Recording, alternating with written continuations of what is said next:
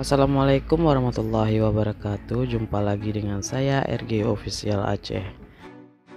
Dalam kesempatan kali ini saya kembali nge-review tentang kapal motor atau kapal nelayan yang ada di Aceh, khususnya Aceh Timur. Bagi teman-teman sahabat RG Official Aceh yang tidak mau ketinggalan dengan video berikutnya, jangan lupa subscribe channel ini agar channel ini dapat memberikan informasi tentang kapal nelayan atau keindahan kapal nelayan yang ada di Aceh untuk Anda. Oke teman-teman, kali ini saya akan review kapal motor Erdogan. Ini adalah tampak dari samping kapal. Kapal ini akan berlayar sekitar kurang lebih 10 hari di perairan Aceh Timur. Kapal ini juga membawa sekitar 20 orang ABK dengan tekongnya. Nah, ini penampakan dari belakang kapal, dan di sini juga sudah ada tempat memasak.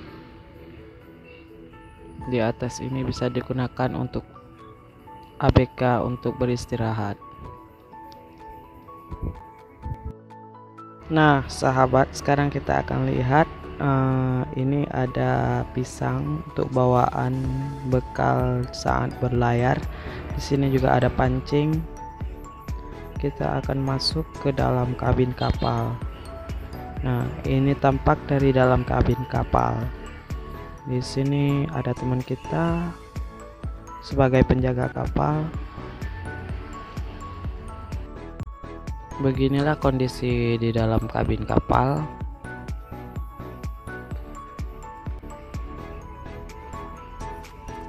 Di sini juga menjadi tempat komodi bagi pawang atau tekongnya.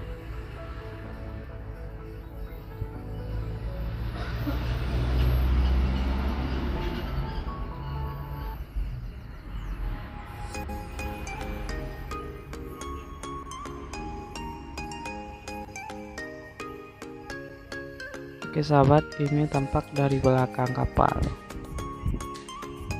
Ini tampak dari depan kapal, dan di sini juga ada bak untuk mengisi ikan.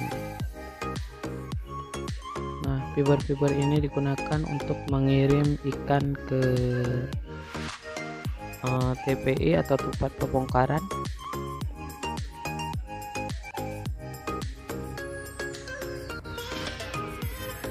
Oke sahabat RG Official, jangan lupa like, subscribe, dan komen.